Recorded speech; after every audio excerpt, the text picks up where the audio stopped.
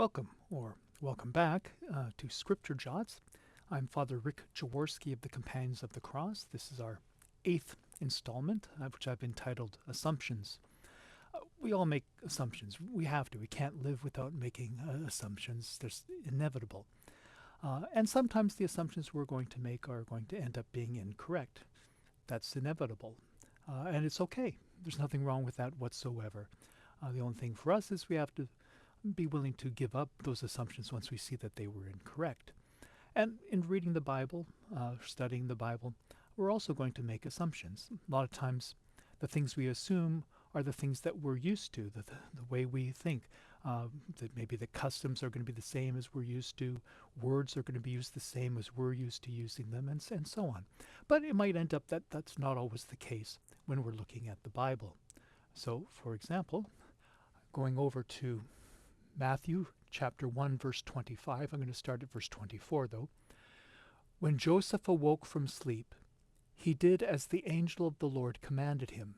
He took her, referring to Mary, as his wife, but had no marital relations with her until she had borne a son, and he named him Jesus.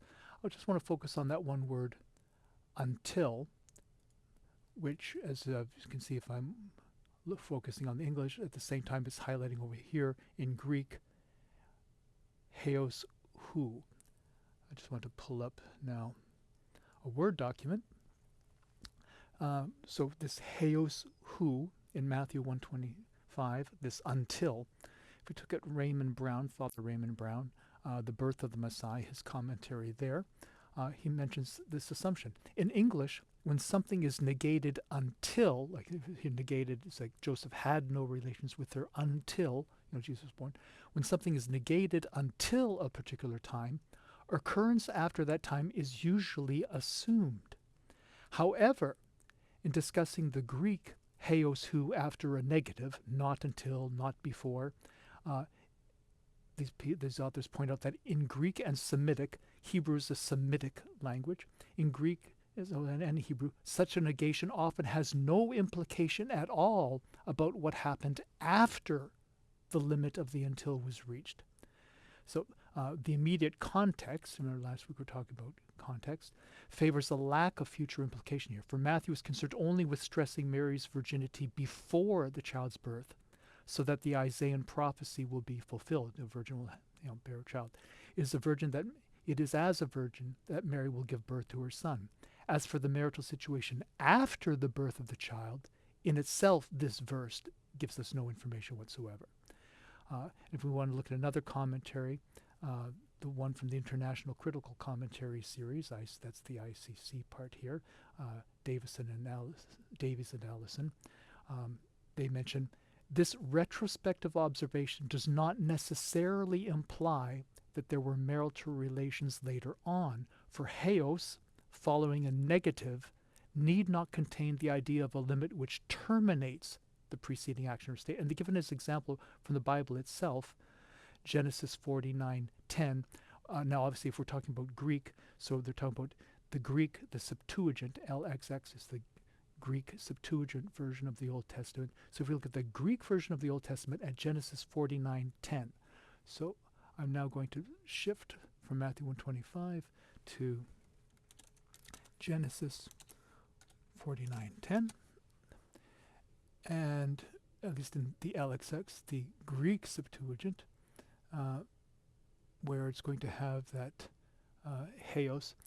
Here, the scepter shall not depart from Judah, nor the ruler's staff from between his feet, until tribute comes to him. And so it doesn't necessarily mean that after tribute comes to him, that the scepter, his ruling, ceases. Now, that might not be as incredibly apparent, because maybe it could or whatever cease. So let's go back in and take an example from outside the Bible. So from Greek literature, ancient Greek literature, we're also using this heos hu until, where it is very much apparent that afterwards it has nothing to do with that. So this is the story of Joseph and Asenath, Old Testament pseudepigrapha. So here, an English translation, this woman, and Asenath was left alone with the 7 virgins, and she continued to be weighed down and weep until the sunset. So that's the until there. That's this Heosu. She continued to weep until the sunset. And she ate no bread and drank no water. And the night fell. So night fell. So now it's after sunset. So after that until. So it says she continued. She wept until sunset. Now and night fell, and all people in the house slept, and she alone was awake and continued to brood and to weep. So it explicitly says afterwards that she continued to weep. So she wept, until the sunset, and then this says now the night fell, so sunset, and she continued to weep. And she often struck her breast with her hand and kept being filled with great fear and trembled with having trembling. So here's another ancient Greek writing using that same thing, where it literally we see it in the text itself that she wept until the sunset, and then even after that continued to weep. So using that word until is only emphasizing what happened up to that point, has nothing to do with, and as we see here, she did continue to weep afterwards. So they're going back to, again, if we wanted to go back to Matthew 1:25, again, but starting at 24.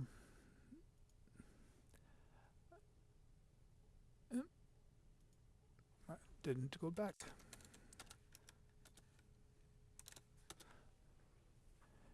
There we go.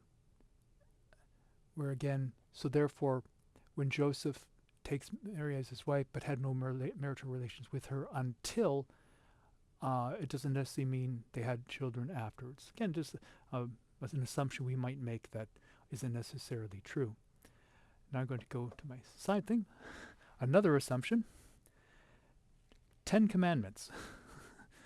Now, if we think of imperatives, commands, do this, don't do that. Those are commands, those are imperatives. We go through in Exodus 20 the Decalogue. The 10 words, 10 commandments. Then God spoke all these words. And he goes, I am Yahweh your God who brought you out of Egypt where you lived as slaves. You shall have no other gods to rival me. Okay, you shall have no other gods. There's a command. There's an imperative.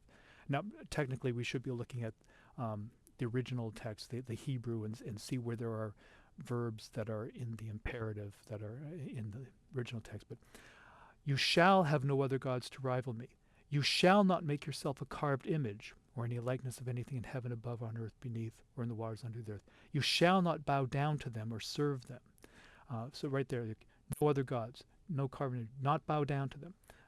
For I, Yahweh your God, am a jealous God, and I punish a parent's fault in the children, the grandchildren, and the great-grandchildren among those who hate me. But I act with faithful love towards thousands of those who love me, keep my commandments. You shall not misuse the name of Yahweh your God.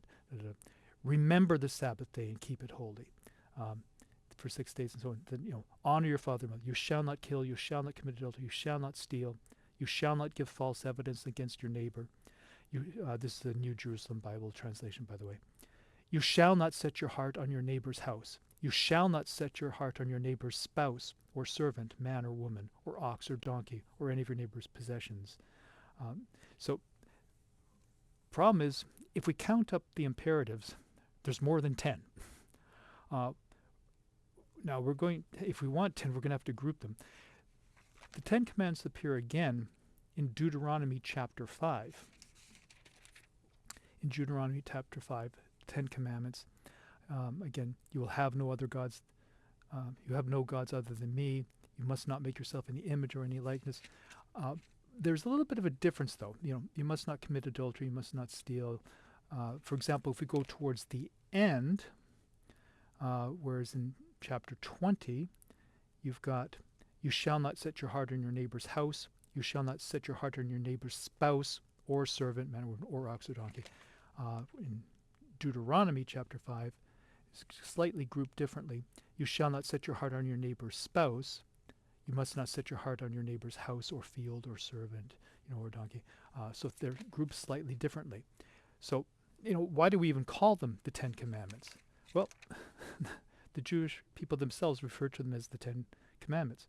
If you go to Exodus 34, verse 28, he stayed there with Yahweh for 40 days and 40 nights, eating and drinking nothing. And on the tablets he wrote the words of the covenant, the 10 words. 10 words, 10 commandments, 10 sayings. They refer to them as 10. So somehow or other they're counting 10. But there's more than 10 imperatives, so you're going to have to group them somehow. And so inevitably we're going to differ as to how we do that. So for example, between Catholics and Protestants, Catholics group the worship the Lord alone, the not having graven idols, not bowing down before the graven idols, all together under that category of worshiping the Lord alone. So you don't worship, you don't make other idols and bow down to them. That's part. Now, Protestants, again, using the category broadly, I know there can be differences, etc. Will separate out the graven images from that. But then later on, they'll group coveting neighbor's wife with the goods, whereas Catholics separate out the coveting neighbor's wife from the coveting the goods. Again, we're going to have to group them in different ways. So just be careful if you're saying, oh, you sinned against a certain commandment. It might not match up, adultery, murder, stealing, false witness, and so on. But you're going to get 10. You're going to have to group them, and we were grouping them differently. So, for example, the Catholics doing the separating the wife out from the goods, that's more like the version of the 10 Commandments from Deuteronomy, whereas for Protestants, that's more like the version in Exodus. But then to get 10, you're going to do other stuff. And you could get more than 10 if you expand them all out. So just, again, if we want to talk about assumptions, we want to assume the best about each other, that we all believe in upholding the commandments, however we are grouping them. And in other situations, too, we want to assume the best about one another.